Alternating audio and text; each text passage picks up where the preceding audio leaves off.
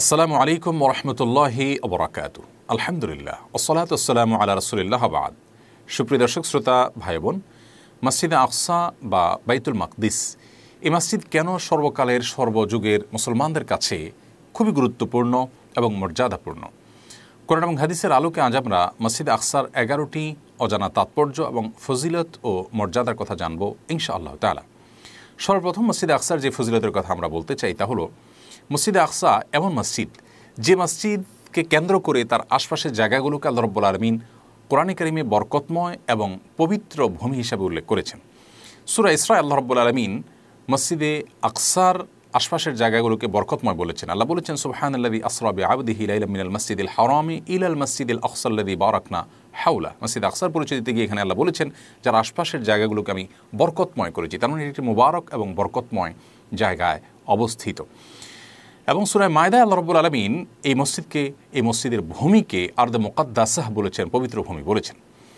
তাহলে কোরআন যাকে বরকতময় এবং পবিত্র ভূমি বলে, সেটি পৃথিবীর যে কোনো সাধারণ জায়গার চাইতে, সাধারণ মসজিদের চাইতে অনেক বেশি মর্যাদাবান এবং অনেক বেশি গুরুত্বপূর্ণ, সেটি বলার অপেক্ষা রাখে না। দ্বিতীয়ত, মসজিদে আকসার যে ফজিলতের কথা আমরা উল্লেখ করতে চাই তা হলো, ইসলামের প্রথম কেবলা, মুসলমানদের প্রথম কেবলা ছিল এই মসজিদে আকসা। আল্লাহ রাব্বুল আলামিন যখন প্রিয় নবী সাল্লাল্লাহু আলাইহি ওয়াসাল্লাম এবং সাহাবা ইকরামের উপর সালাত ফরজ করেছেন মক্কায়, তখন তাদেরকে বাইতুল মাকদিসের দিকে ফিরেই প্রথমে সালাত আদায় করার নির্দেশ দিয়েছেন। এবং মক্কায় সাহাবীরা নবী সাল্লাল্লাহু আলাইহি ওয়াসাল্লাম সহ সবাই মসজিদ আকসার দিকে ফিরে তারা সালাত আদায় করতেন।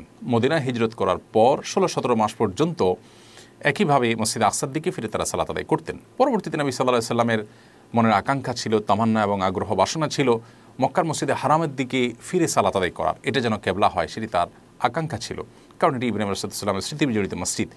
তো আল্লাহ রাব্বুল আলামিন সেটিকে পরবর্তীতে কেবলা হিসেবে নির্ধারণ করে দিয়েছেন। বিস্তারিত বিবরণ কোরআন কারিমে রয়েছে। তাহলে মসজিদে আকসা এটি আমাদের কাছে গুরুত্বপূর্ণ হওয়ার দ্বিতীয় কারণ হলো, এটি মুসলমানদের প্রথম কেবলা।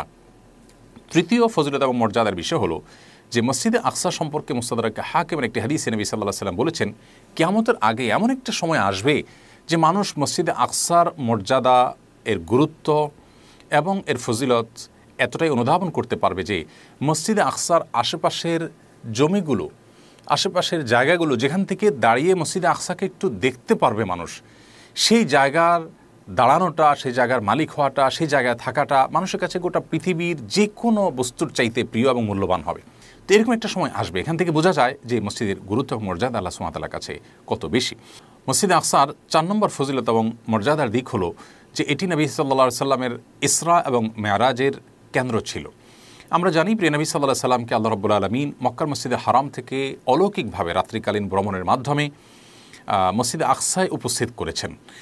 মসজিদে আকসায় শুধু উপস্থিতি করার নেই, সেখানে অন্য নবী রাসূলগণ যারা তার আগে গত হয়ে গেছেন তাদেরকে আল্লাহ রাব্বুল উপস্থিত করেছেন অনেককে, এবং প্রিয় নবী সাল্লাল্লাহু আলাইহি সাল্লাম তাদের সামনে ইমামতি করেছেন। 5 নম্বর ফজিলত এবং মর্যাদার বিষয় হলো, এটি বিভিন্ন নবী রাসূলগণের স্মৃতি বিজড়িত মসজিদ।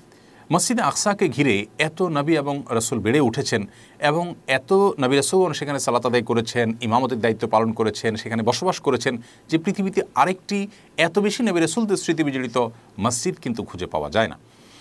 মসজিদে আকসা, এখানে আল্লাহ নবী ইব্রাহিম আলাইহিস সালাম তিনি ছিলেন একটা সময়, যদিও তার জন্ম হয়েছিল ইরাকে, পরবর্তীতে তিনি হিজরত করে এই মসজিদে এসেছেন এবং এর আশপাশে বসবাস করেছেন। ঠিক একইভাবে এখানে আল্লাহ নবী ইয়াহইয়া আলাইহিস সালাম ছিলেন, ঈসা আলাইহিস সালাম ছিলেন, জাকারিয়া আলাইহিস সালাম ছিলেন, দাউদ আলাইহিস সালাম ছিলেন, সুলাইমান আলাইহিস সালাম ছিলেন, ইসহাক আলাইহিস সালাম ছিলেন, ইয়াকুব আলাইহিস সালাম ছিলেন, মারিয়াম ছিলেন। অনেক নবী রাসূলদের এবং অনেক আল্লাহর প্রিয় বান্দা বান্দীদের স্মৃতি বিজড়িত মসজিদ এটি। 6 নম্বর তাৎপর্য হলো, মসজিদে আকসা পৃথিবীর দ্বিতীয় মসজিদ। বুখারীর বর্ণনা মতে নবী করিম সাল্লাল্লাহু আলাইহি ওয়াসাল্লামকে জিজ্ঞাসা করা হয়েছিল, হে আল্লাহর রাসূল, পৃথিবীতে সর্বপ্রথম মসজিদ কোনটি? তিনি বলেছেন, মক্কার মসজিদুল হারাম, এটি প্রথম মসজিদ। কোরআনেও আল্লাহ তাআলা এ সম্পর্কে আয়াত নাজিল করেছেন, ইন্না আউওয়ালা বাইতিন উযিআ লিন-নাসি আল্লাযী বিবাক্কাতা ইলা আখিল আয়া। তো এটি ছিল প্রথম মসজিদ, মক্কার মসজিদে হারাম। আর এরপর জিজ্ঞাসা করা হয়েছে, হে আল্লাহর রাসূল, এরপর কোন মসজিদ নির্মাণ করা হয়েছে? তিনি বলেছেন, মসজিদে আকসা। তার মানে এটি দ্বিতীয় মসজিদ পৃথিবীর বুকে। জিজ্ঞাসা করা হয়েছে যে 2 মসজিদ নির্মাণের মধ্যকার সময়ের ব্যবধান কত বছর ছিল? তিনি বলেছিলেন 40 বছরের ব্যবধান ছিল, অর্থাৎ মক্কার মসজিদে হারাম নির্মাণের 40 বছর পর মসজিদে আকসা নির্মাণ করা হয়েছে। তাহলে পৃথিবীর দ্বিতীয় মসজিদ হিসাবেও এই মসজিদের বিশেষ গুরুত্ব এবং তাৎপর্য রয়েছে। 7 নম্বর মর্যাদার বিষয় হলো, মসজিদে আকসা এটি পৃথিবীর তৃতীয় মর্যাদাপূর্ণ মসজিদ। আল্লাহ রাব্বুল আলামিন সবচেয়ে বেশি যেই মসজিদের মর্যাদা কোরআনে উল্লেখ করেছেন, প্রিয় নবী সাল্লাল্লাহু আলাইহি ওয়াসাল্লাম উল্লেখ করেছেন, সেটি হলো মক্কার মসজিদে হারাম, এরপরে মদিনার মসজিদে নববী, এবং তারপরে তৃতীয় স্থানটি দখল করে আছে এই মসজিদ, অর্থাৎ মসজিদে আকসা। এই জন্য নবী সাল্লাল্লাহু আলাইহি ওয়াসাল্লাম পৃথিবীতে 3টি মসজিদে শুধুমাত্র সওয়াবের উদ্দেশ্যে সফর করে যাওয়াটাকে জায়েজ ঘোষণা করেছেন। আর এছাড়া শুধুমাত্র সওয়াবের উদ্দেশ্যে বা সেখানে সালাত আদায় করলে সওয়াব বেশি হবে এই উদ্দেশ্যে অন্য কোনো মসজিদে যাওয়ার অনুমতি দেননি। এমনিতে আপনি দিনী কথা শুনবার জন্য, ইলম অর্জন করার জন্য যেতে পারেন, কিন্তু ওই মসজিদে গিয়ে নামাজ পড়লে সওয়াবটা বেশি হবে, তার আলাদা কোনো তাৎপর্য আছে সেখানে নামাজের, এই উদ্দেশ্যে যদি যেতে চান তাহলে সেক্ষেত্রে আপনি মক্কার মসজিদে হারাম এবং মদিনার মসজিদে নববী এবং মসজিদে আকসা 3টি মসজিদ যেতে পারেন। তিনি বলেছেন লা তুশাদ্দুল রিহালু ইল্লা ইলা সালাসাতি মাসাজিদ, এই 3টি মসজিদ ছাড়া অন্য কোনো মসজিদে অনেক দূর থেকে সফর করে আসা সেটি জায়েজ নয়। তো এখান থেকেও এই মসজিদের গুরুত্ব বোঝা যায় যে এটি পৃথিবীর 3য় মর্যাদাপূর্ণ মসজিদ। 8 নম্বর মর্যাদার বিষয় হলো যে এই মসজিদের সালাতকে আল্লাহ রাব্বুল আলামিন বহু গুণে এর সওয়াব বাড়িয়ে দেন। বিভিন্ন বর্ণনা সম্পর্কে রয়েছে। নবী করিম সাল্লাল্লাহু আলাইহি ওয়াসাল্লামের একটি বর্ণনা হলো এরকম যে মসজিদে আকসাতে কেউ যদি 1 রাকাত সালাত আদায় করেন, আল্লাহ রাব্বুল আলামিন সেটাকে 250 গুণ বৃদ্ধি করে দেন, অর্থাৎ প্রতি রাকাত নামাজের বিনিময়ে আল্লাহ রাব্বুল আলামিন 250 রাকাতের সওয়াব বান্দাকে দান করবেন। এবং এ সম্পর্কে আরও বেশ কয়েকটি বর্ণনা রয়েছে, কোনো বর্ণনায় 500 রাকাতের কথা, কোনো বর্ণনায় আরও বিভিন্ন রকম বর্ণনা রয়েছে। তবে 250 রাকাতের বর্ণনাটি তুলনামূলকভাবে অনেক বেশি বিশুদ্ধ এবং গ্রহণযোগ্য। 9 নম্বর তাৎপর্য হলো মসজিদে আকসায় সালাত আদায়ের উদ্দেশ্যে কেউ যদি বাসা থেকে বের হয়, আল্লাহ রাব্বুল আলামিন ওই ব্যক্তিকে সদ্য ভূমিষ্ঠ হওয়া নবজাতক শিশুর মতো নিষ্পাপ করে দেন, অর্থাৎ তার সমস্ত গুনাহ খাতাগুলোকে মাফ করে দেন। এ বিষয়ে মুসনাদে আহমদ একটি বিশুদ্ধ বর্ণনা রয়েছে।